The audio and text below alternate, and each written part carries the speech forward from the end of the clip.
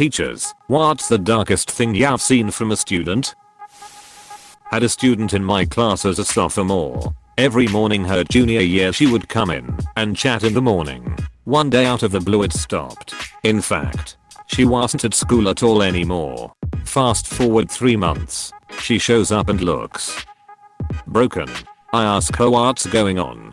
After quite a bit of hesitation, she tells me that she went to a party and was DD. No alcohol in her system. However, she woke up the next morning and couldn't remember a thing about the previous night. A couple weeks later, she finds out she is pregnant. She was a virgin before that night, roofied and raped.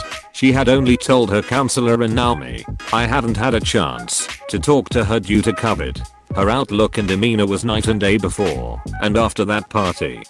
Poor baby, she'll never be the same. Student would hide in the bushes trying to get near female teacher's feet. Had to advise staff to wear closed-toe sandals/shoes because he was so interested. Discovered he was drawing women with their feet cut off as well as drawing severed feet in high heels. Out of curiosity, how old was this guy? 13.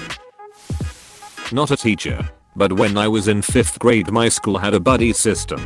Since I was the oldest out of 7 kids, I grew up learning how to take care of troublesome kids. The buddy system went like this. A 5th grader would be assigned a kindergartner. The 2 classes met every Wednesday and did arts and crafts together. Since my teacher saw I was strict with kids and knew how to take care and be responsible with kids, I was put with the most problematic kid. This kid misbehaved a lot, and I got him to become a lot better and didn't think much of it until one day this happened. We were helping the kids cut things out, and they gave us big kids real scissors. I had turned around for just a little to ask my classmate what the next step was, when I felt a very sharp pain on my arm. When I turned around I saw that this little kid had cut me. Not a big cut, but still. I didn't yell, but I asked him why he did that. He then told me that that is what his mom did to him, and that it was just tougher love. It turns out that this kid had been abused and cut by his mother so much he thought that it was love. It was rough. Another story, if at this point you can't tell.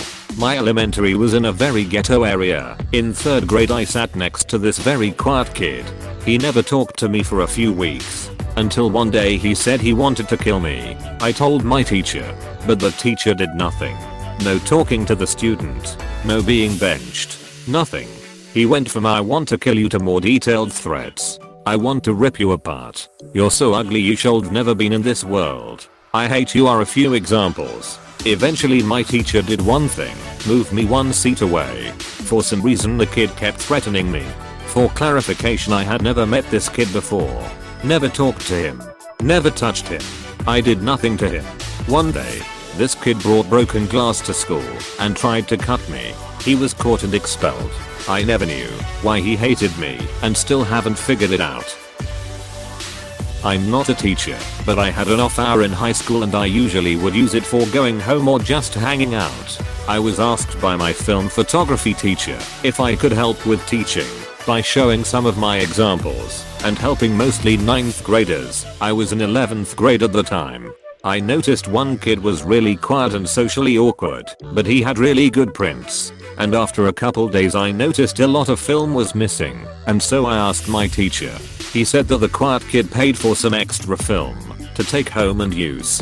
I brushed it off for a while until it came to show some of the prints to the class. The quiet kid was 3rd up, and I was over near his desk, and I noticed some of the pictures he printed.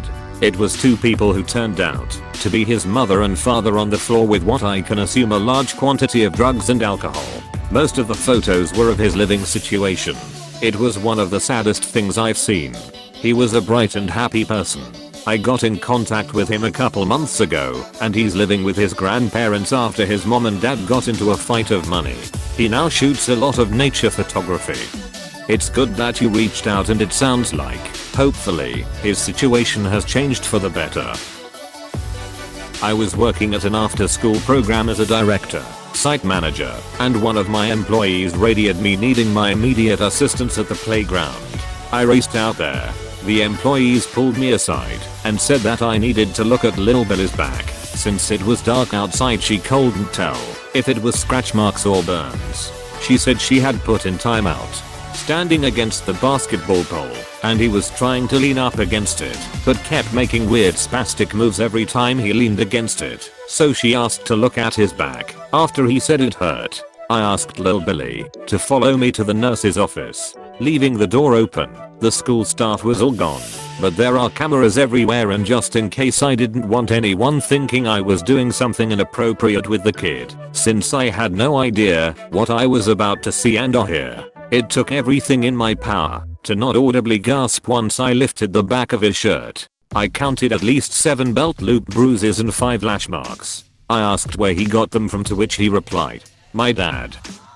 I got a bad grade. This kid got beat with both ends of a belt because he got a P in conduct. I ended up asking his permission to take pictures, and I immediately called CPS. When I showed up to work the next day at 2 p.m, City and the ISD police were there. I found out from the CPS person that the woman listed as his mom was the dad's GF, and she knew the beatings were going on, and that this apparently wasn't the first time. CPS and the city police refused to let the GF or dad see him. Good. Mom lived in a neighboring town, so they removed him immediately and sent him there. That's the last I heard of anything. I'm not a teacher. Something like that happened at the special needs school in the UK I went to in my early teens. A friend found the kid a year below mine was covered in bruises. I found out from the head teacher that he was put into care. No one wanted to adopt him. This was in the 1990s, and I wonder how life turned out for him. A student during holiday break a few years back murdered her mother and her mother's boyfriend brutally with the help of her own boyfriend. Then the bodies laid in the apartment as she left, and eventually went to a New Year's party days later. Eventually she was arrested along with her boyfriend.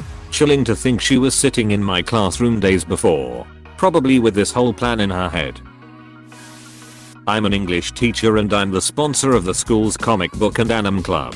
This year, I managed to take my club to a convention, and many of them had several firsts, such as meeting celebrities, LARPing, participating in panels, speaking to professional artists, and just being with a larger fandom community.